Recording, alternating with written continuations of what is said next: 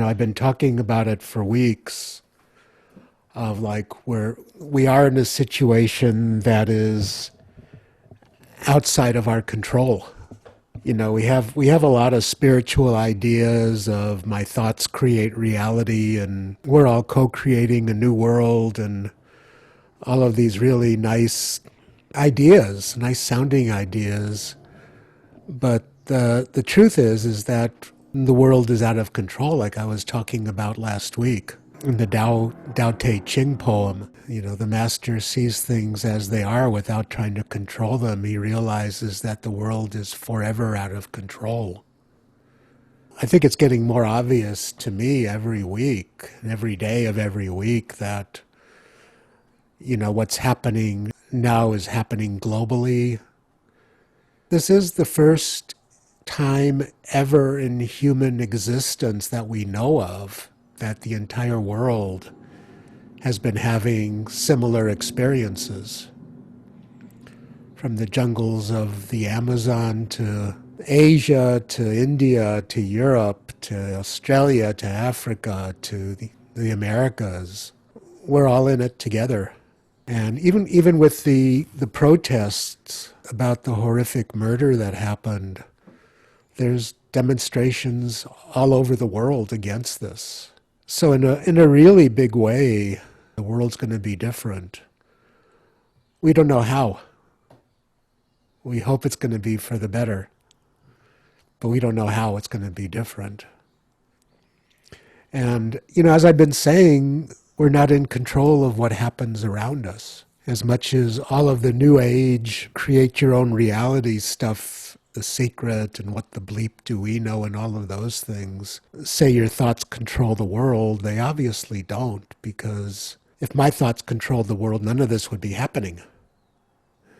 I'd be off leading retreats now in the States or in Europe or in Asia or someplace, and adjusting to this feeling of external helplessness is really challenging. And I think cabin fever, well, maybe if I lived in a 20-room mansion with a swimming pool and a tennis court and a gym in it and all of that stuff, I wouldn't have so much cabin fever, but I probably still would. I live in a little cabin. What you see is where I live. So because I can't control things, I can't with my thoughts make everything better. And so the temptation is there to descend into helplessness or hopelessness. We are not used to situations, number one, that take away our freedoms, freedom to even go grocery shopping without taking your life in your hands, freedom to call a bunch of people and have a party or a gathering, freedom to say, yeah, next week there's going to be a 2-night ayahuasca ceremony, and I know I can't do that because it's not safe for myself or for the people that would want to attend. So the external freedoms are gone. For how long? We do not know. My belief is it's going to be a while longer. We're not near the end of this. We're still in the beginning of it or in the middle of it. So the thing that becomes excruciatingly important, incredibly important, is to control the one thing that we can control. And that is how we choose to meet this. Do I meet it with despair? It is easy to do that. So easy. Do I meet it with anger? It's so easy to do that. They're trying to control us. They're making us wear masks. They're taking away our freedoms. Nobody ever says who they are, other than they'll go for it's Bill Gates, or George Soros or something. They're doing this to us. And the fact is, the world is out of control. It's outside of our control. The world's not being run right now by presidents. It's being run, or kings. It's being run by a virus. the smallest, second smallest possible thing that might be alive. Prions being smaller. So this tiny, tiny, tiny, you can't even see it under a microscope. You need an electron microscope to see it. Tiny, tiny thing is running the world right now. And is the subject and the object of so many thoughts and fears. I'm kind of lucky because I haven't had a haircut in 15 years. But I know some people are freaking out because they can't get their haircuts or get their nails done or, go sit in a restaurant, get some fast food that's not takeout. Out of control. Out of control. Out of my ability to control. So what I've been feeling about this is kind of an interesting thing, is that, as the Sufis would say, the bandages have been ripped off. And I talk about bandages a lot in ceremony because I think I've talked about it here, but just to reiterate it, if you put a bandage on a festering wound, it doesn't stop the wound from festering. If we have this bandage of civility on society, where in reality, as we've seen with murder, with Floyd, and so many others in the past, that's the wound festering. Racism, sexism, ageism, jingoism, the big one. So many of these things have been sitting around festering for hundreds of years, if not thousands. And now this tiny virus is tearing the bandage off. What do we do when we look at that wound and see that it's infected? What do we do when we look at that wound and see that the wound is actually life-threatening? A fool would put the bandage back on. Maybe have some friends draw pictures on it. Or get a cool little Barney bandage or something like that. Spaceships, flowers, little daisies on it. That look like everything is okay. But the wound festers. Doing ceremony work takes the bandage off. It lets you see what's in there festering. Doing deep meditation takes the bandage off and lets you see what needs to be healed. Even something like sitting at home and writing or doing art can help to take the bandage off so that the wound can be cleaned, so that the antibiotic of love can be put on that wound. Love and forgiveness can be put on that wound of the heart, of the soul, of the ancestors, and given the space to be processed, to be released. It's a very real thing right now that we're going through. We've had several decades of spiritual bypassing going on, of what I call in ceremony talks, the unicorns farting rainbows. Oh yes, love and light, flowers. Oh yes, everything is in God's hands. Oh yes, everything is okay. And what do you do when you recognize that it's not? This is the opportunity to go deep. In fact, it's the necessity to go deep. We're being called to go deep. We're being called to wake up. And so this inner journey becomes not a luxury, but a necessity.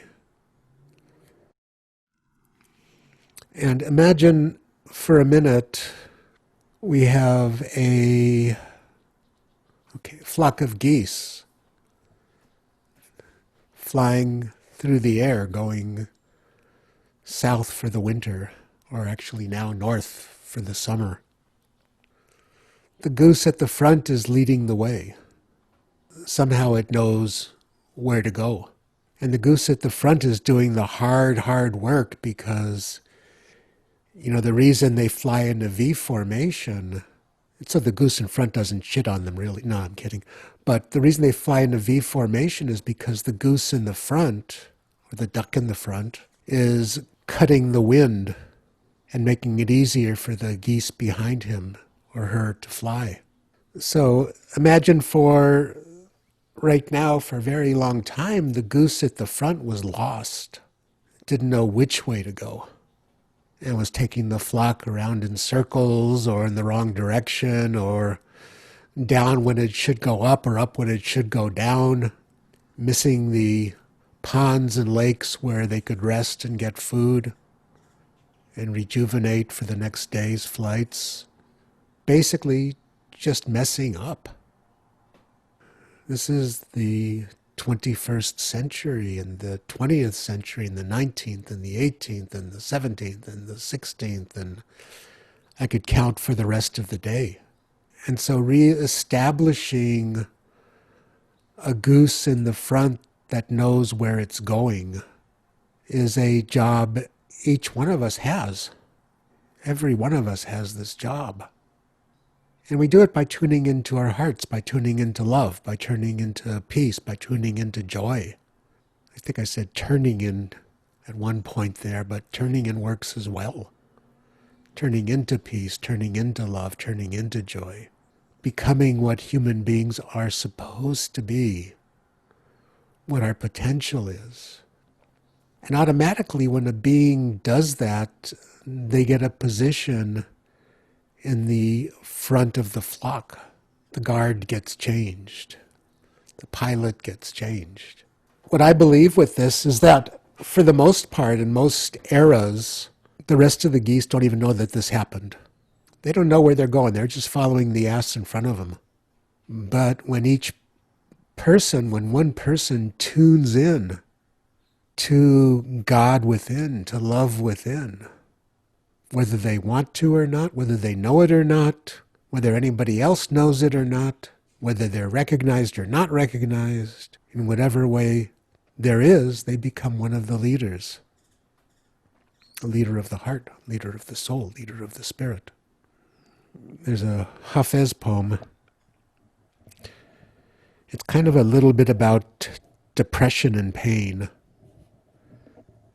And depression and pain is a very important topic right now. So he starts off and says, all your images of winter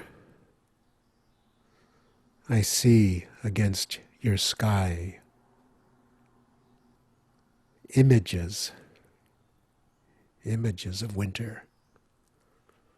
The things we hallucinate in our heads. The things we fear, the things we want to run away from, are these images of winter. The self-judgments, the self-reproach, the I'm this, I'm that, I'm not this, I'm not that. I'm good, I'm bad, I'm smart, I'm dumb, I'm loving, I'm hateful. These are all these images. And where do they come from? Where do they come from? I understand the wounds that have not healed in you. For we all have these wounds that haven't healed yet. What do we do about those wounds? Not the bandage.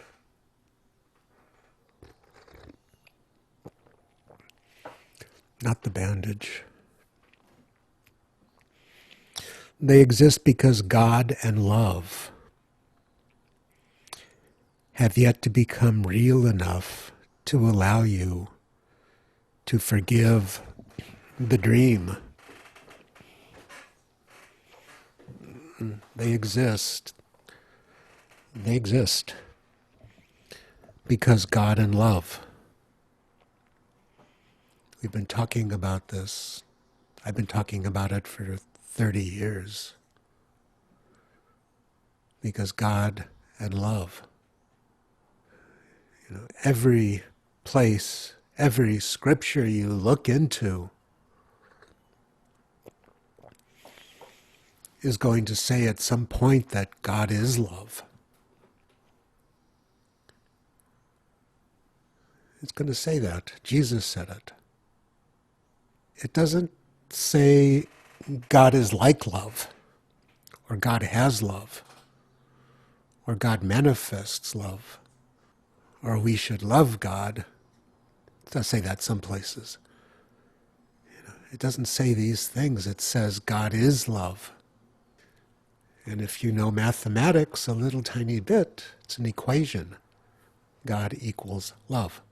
Therefore, you can switch it around and it's still true. Love is God.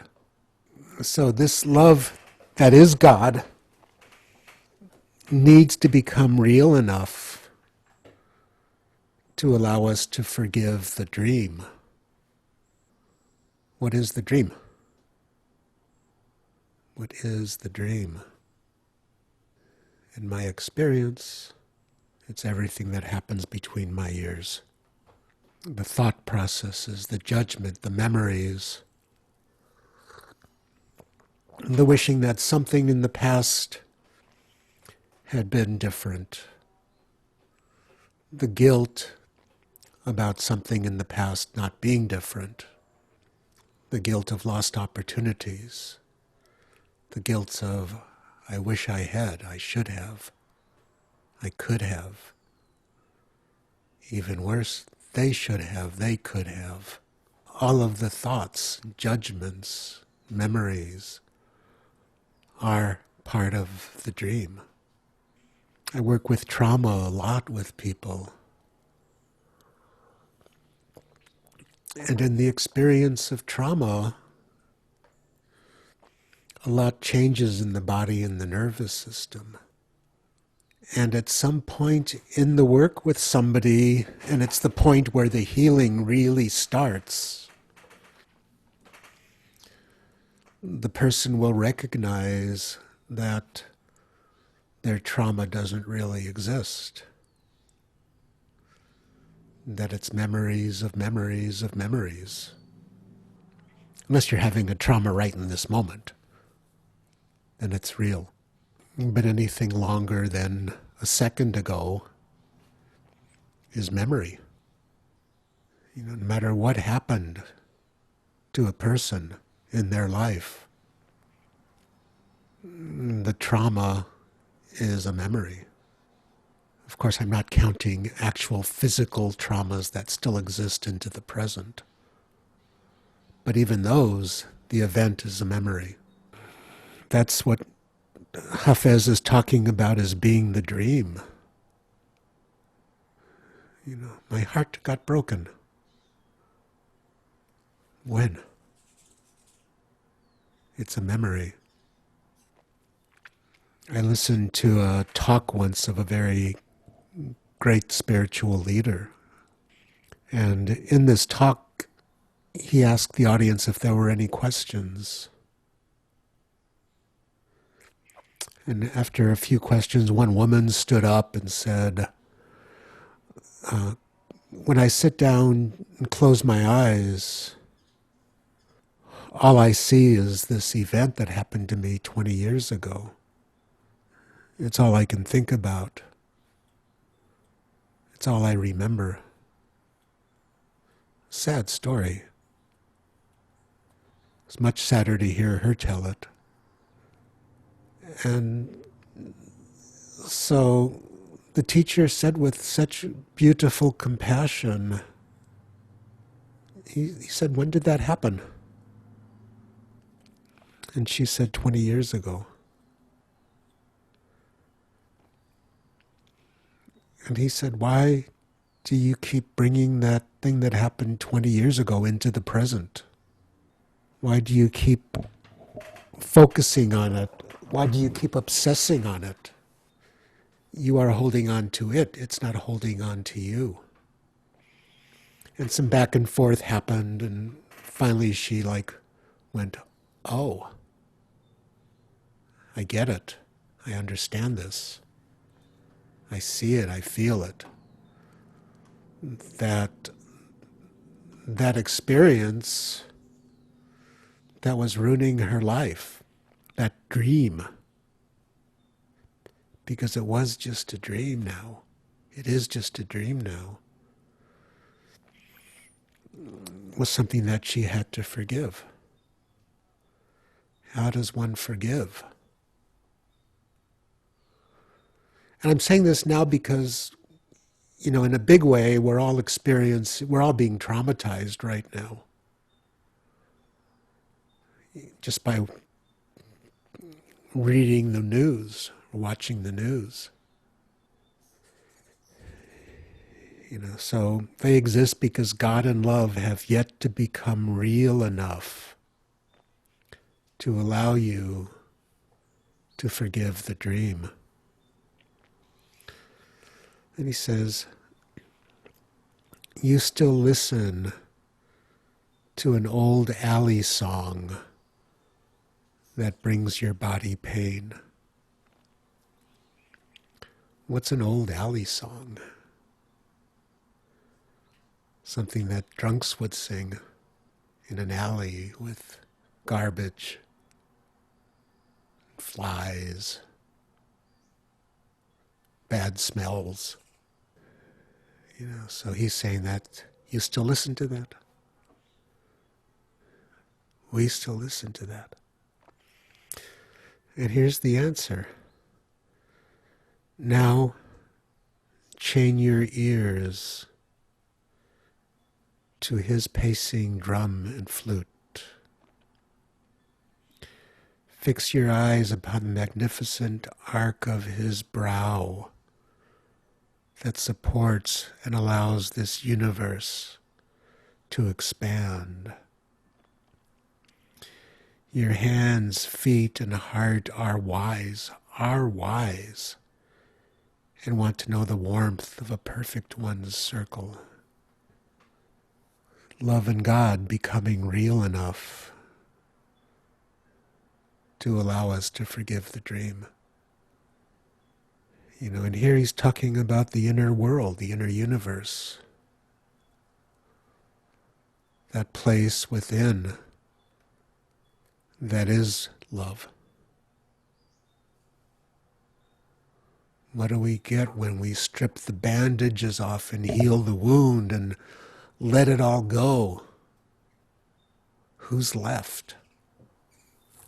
Who's left when history, personal history, becomes something to be utilized in the telling of a story instead of in the running of your life? Who's left when you've forgiven your parents, your teachers, your relatives, your abusers, your abusees, the government, society, culture, everything has been released and forgiven on the inner levels? What's left? In the Vedas, they say, what was your name before you were born? What was your name before you were conceived?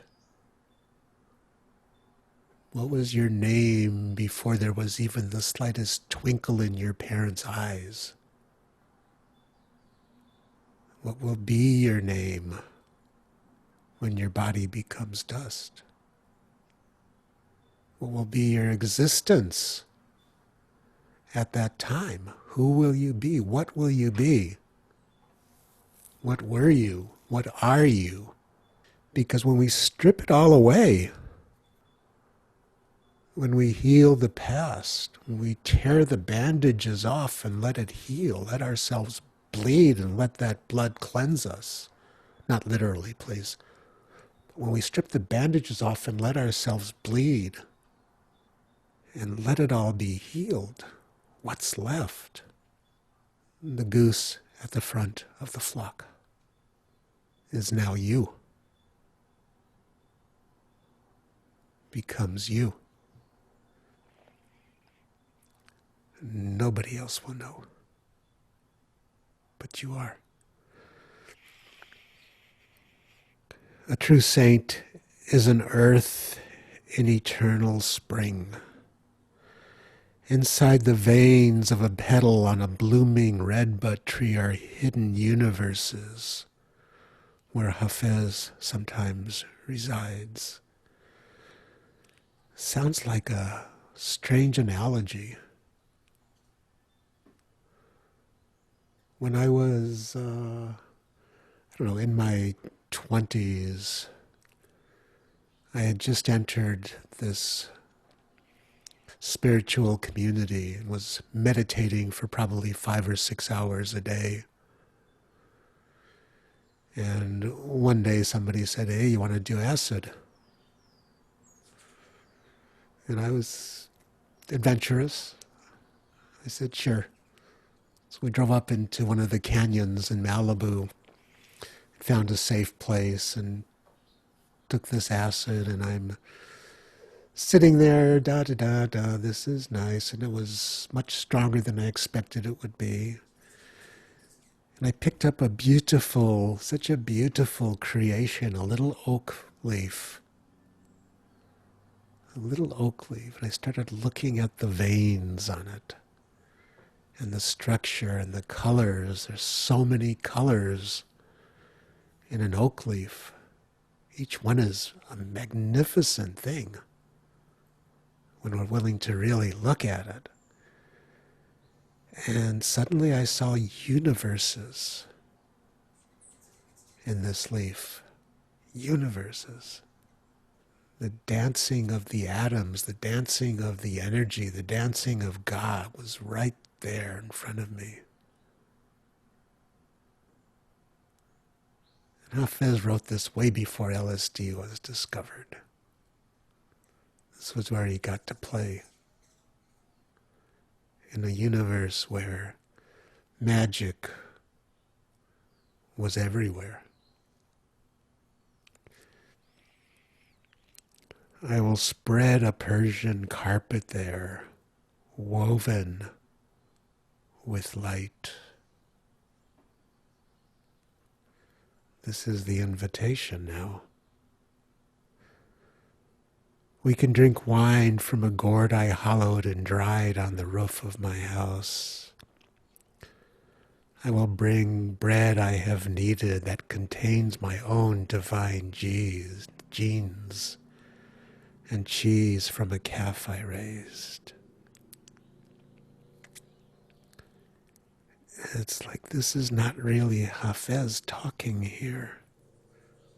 This is the invitation from God inside of you to come to the feast that is inside of you right now.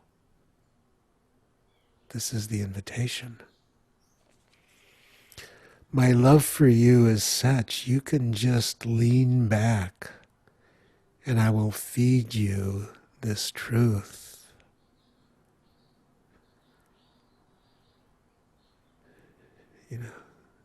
Lean back, relax. This isn't hard. Lean back on this Persian carpet woven with light. And I will feed you this truth. Your wounds of love can only heal when you can forgive this dream. What is the power of forgiveness is so great. What is the power of letting go of the past? It is so great. You need to hear this. I need to hear this. We need to know this.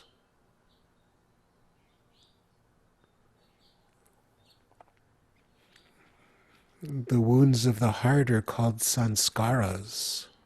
scars on the soul, impressions on the soul, places where the wound is so deep that it runs your life. Places where the wound is so old that it is the karma that your soul is trying to work out and will cause you pain from lifetime to do so. Joy, pain, happiness, pain, happiness, pain, happiness, loss, happiness, loss, happiness, loss. For some of us, there's a lifetime, lucky ones, I'm not one of those, there's a lifetime of happiness followed by loss. For others of us, a lifetime goes by in 6 months, or 3 months, or a week, or an afternoon. All of this is our inner wisdom, our inner divinity, picking us up, holding us by our collar, shaking us around a little bit, maybe slap in the face, and saying, let go, forgive, forgive. Forgive everything. In ceremony, put it in the bucket.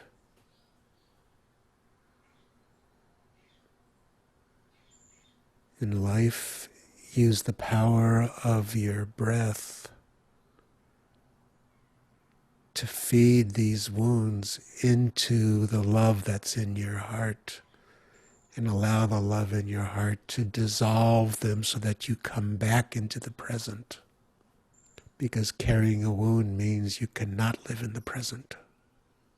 It means you cannot live in the now, because a part of you is thinking about or remembering or worried or guilty about the past. And this has been my lesson my whole life. Still learning. It's like one layer comes off and there's another one and another one and another one and another one and another one and another one. I have belief, maybe some faith, that at some point it'll get down to the last layer. That's the awakening of the Buddha.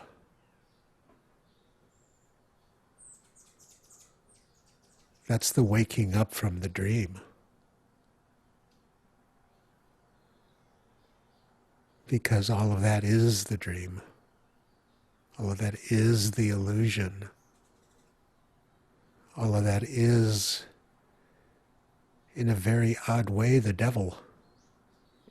Do I personally need a supernatural being to, mess me up, tempt me, make me feel bad, make me get angry? Do I need a devil to do that? No, I got it in me. It's already there. What I choose is what gives me power. What I choose is what gives me strength. And it's so easy to choose the past. It's so hard to choose the now. What if joy was just waiting 1 microsecond away from you, and all it needed was for you to acknowledge its presence? What if joy existed not in the next breath, but in the breath you're actually breathing in this moment?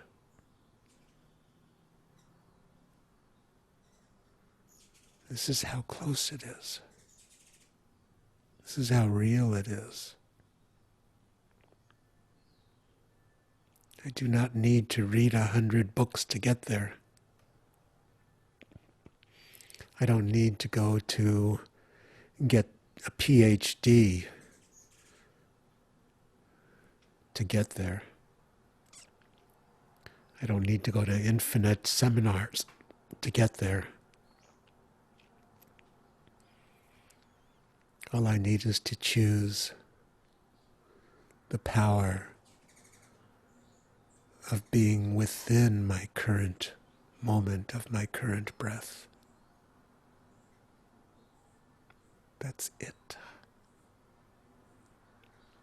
That's forgiving the dream. That's letting those wounds of love heal. Not because you spent years figuring them out, but because you opened your hands and let them go.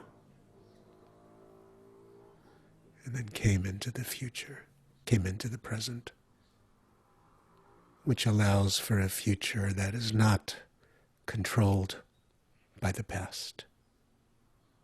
An unhealed wound of the past creates the future. Anger of the past creates anger in the future. This is the cycle of karma. This is the wheel that is so challenging to get off of because nobody wants to forgive the past.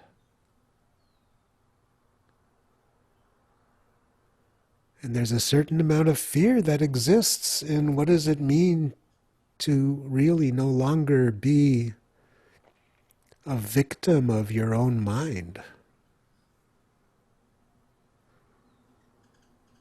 You know, in absolute freedom comes absolute responsibility.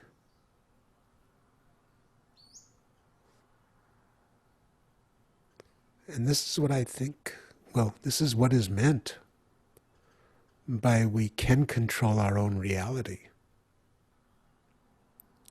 By living in the yar and din, the exact moment of now. The autopilot gets turned off.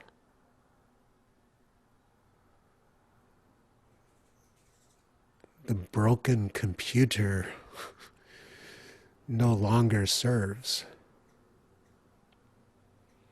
Imagine trying to navigate a city where you don't know where you are and you don't even know what the city is and you're in the middle of it and your GPS breaks. And everywhere direction you look is nothing but this place that you don't know. Every direction as far as you can see. You push the little, Google Maps or whatever it's called on an iPhone, the map button, and it says location unknown. That's what we are, living in an unforgiven life. Your wounds of love will only heal when you can forgive this dream.